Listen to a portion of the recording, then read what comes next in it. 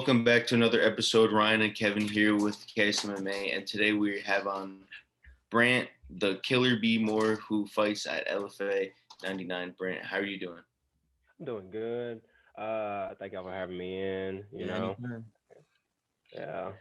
I was about to So, say, Mike, you doing whatever, man. Cause I'm about to say to my homeboy, we in the shop, building stuff. So yeah. What do you build? So, yeah. Right now we're trying to work on making a bigger, amazing super forge for super stuff. Nike's a master knife Yeah. maker. awesome. Mike, what do you call it? What is your business called? Michael's Forge and Custom Knives. Instagram. Let me see. Word.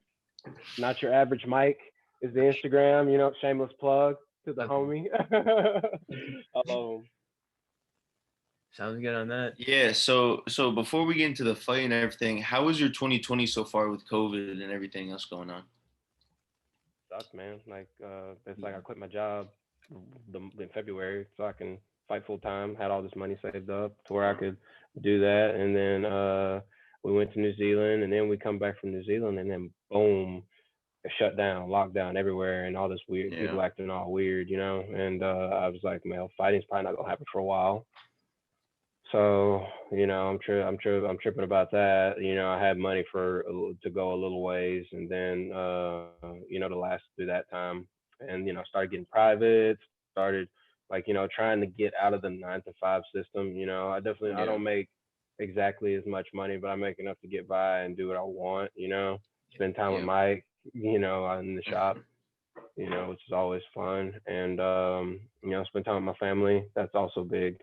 Yeah. Or so I got to fight against Joe Giannetti August of last year, and everybody knows Joe was the runner-up for the 155 Ultimate Fighter, and I beat him, and now looking to fight Algo Hustic, whoop him, and hopefully big things in 2021. Yeah. And now, like you said, you were upset when the fights got delayed and all, but did that help in a sense because you were able to train more and get better and improve your skill set at all? Yeah, so the biggest thing I focused on was getting my cardio and conditioning up to make Okay. sure, because working and then training, I really only had like real time to commit to one or the other. And like as far as my beliefs, as far as a fighter, I feel like it's better for you to know how to fight and be a good fighter as opposed to be able to run 10 billion Yeah. miles, lift 10 million weights 10 million times. No matter how much, no matter how physical you are, physicality takes a lot of fighters a long way, but that's just not my Yeah. style. That's not my style of fighting. I'm not in there to take a lot of blows, to get a lot of hits. I want to wipe, get in, wipe this dude off the radar completely, go home, so I can come back and build stuff and play League of Legends. Yeah. Well, that's certainly a great idea to have. And now you fight in 10 days. Now, how has training camp been so far for this fight? It's been good. It's been good. I've been getting to work a lot of cool stuff, with Aaron Straggles. He's my judo teacher. I'm always tightening up my striking. Okay. Um, I don't strike a lot in my fights, predominantly because I like to save my brain.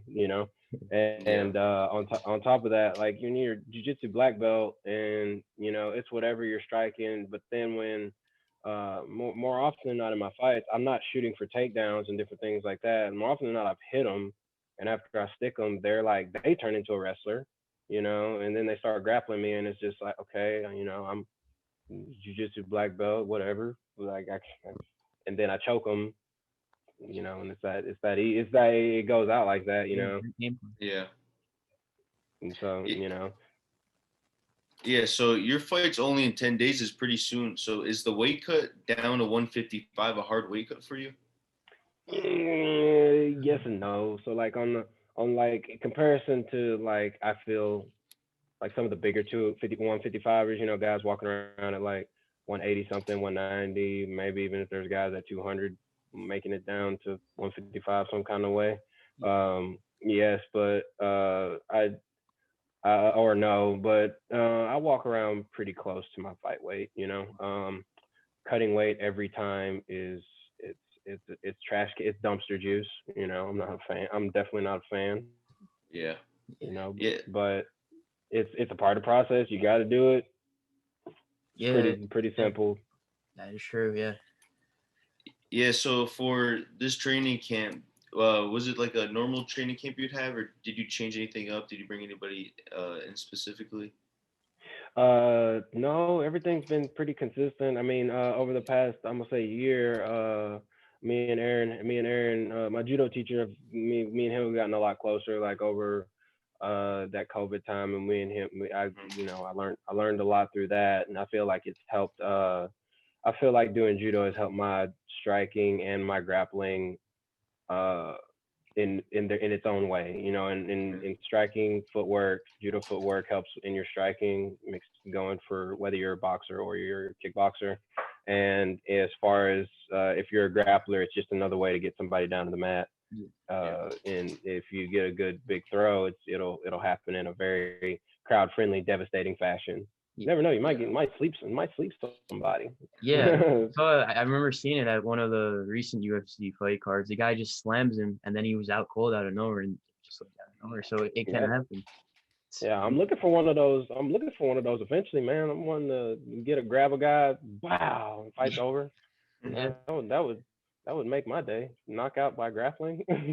that is true. That's a good knockout to get. And now great training camp. And now we always ask everyone we have on, what are your thoughts on your opponent, Ago Houston? Like, what are your thoughts? How do you think you match up stylistically with him? I feel like it's a good stylistic matchup. It's one of those deals where I have to just make sure I don't get dragged into his game. I make sure he's always playing my game. Um, I feel like every opponent that I always fight, is always legit. They always have something. They always have a way to win. My job and what I do is I always like to take that way away. You know. Yeah, so Yeah. we can't wait for this one. So now you win this matchup. When are you looking to get back in? Like, are you looking to make a quick turnaround after this fight? Most likely, yeah. Most Okay. likely, I'm looking to make a quick turnaround. I don't know where, when. Always the hope is a short notice UFC fight, or like, I'm all about going to the contender series or whatever. But if I got thrown right into the wolves in the UFC, I'd do fine and I'd be fine. You know, I know 155 is a tough popping division, but uh, it's a division of that dude. It's not like not saying every other weight class is not like that, but like as far as the UFC, for example, 1 to 15, any of them could be the champion tomorrow. Catch the right day. If any of them got a title shot, they could be the champion tomorrow. But um, yeah, always hoping to get that UFC fight, get the UFC contract some kind of way. You Yeah, Yeah, know. well, and February 12th, like you get that finish, you get that insane finish. The Ultimate Fighter's coming back soon, so maybe you get the Yeah. call for that. Dana White's Contender Series comes back pretty soon, I'm pretty sure. So like Yeah. this could be a huge opportunity for you if you think about it. Prime Yeah, time. I'm Just telling gotta show up and show out. you. yep. Exactly. Yeah, and so like on top of that question, are you looking to fight a certain amount of times this year? Like, are you gonna try to have a really active year? Man, a minimum. I always try to get a minimum of three. I always want to fight as often as possible, but you never know how the body's feeling. Like, sometimes after my fights, I get for abdomyolysis after my fights, and then I'm like, oh my god. But most of the time, I'm good. Yeah, And then because like all the hydration, weight cutting, and then go through this long fight, sometimes your body just says, bro. So I just yeah, gotta listen to my body. What I want, active, Yeah. 100%. What my body will say, TBD. What do you usually do after a fight? Like, are you one to like watch your weight and not eat like too much, or like you stay around that 155 range so it's an easy cut down for you? Man, I wish I could walk around at 165. 175 is what I walk around at Okay. normally. But yeah, I don't blow up in between camps. Like I try. Like, you know, sometimes I cut loose a little bit, but I don't blow up between camps, mainly because it's easy to get fat. It's hard to get in shape. In between camps, even if I'm like just at my walk around weight, I'm always like in actual shape. I'm never truly out of the gym. Okay. Just because it's I've been a martial arts like all my life since I was 3, you know, so it's like it's a way of life for me more than like just a hobby or a habit. I'm really messed up in the brain without martial arts, man. Yeah, well, we can't wait for this fight in 9 days, I think it is. Yeah, like 9 days. We can't wait for this one. So gonna be a Yeah. great one. And last thing here, man, one of the things we do at every interview, we ask the fighters predictions on a certain fight. And Jake Paul, Ben Askren just got announced. Crazy scene of events. Crazy scene. Well, I don't know how that happened out of nowhere. Yeah, Who you got in that one? I don't even know, dude. Like, it's like you don't want to pick Jake Paul because Ben Askren's like, you know, he's like this dude that's smoked a lot of people in MMA, but at the same time, Yeah. we've all watched Ben Askren striking. Yeah. A little bit. Well, imagine. All right, so like, if you want to know the honest truth, heart of hearts, I think Jake Paul's probably gonna take it.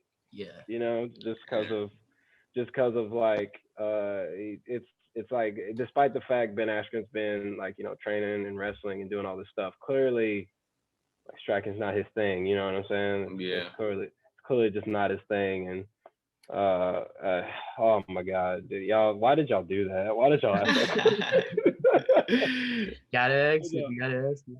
Yeah, y'all. I was like, oh man, curveball. Yeah, but man, Jake Paul's probably gonna take it unless he's doing dumb stuff. But he's probably gonna take it to the house.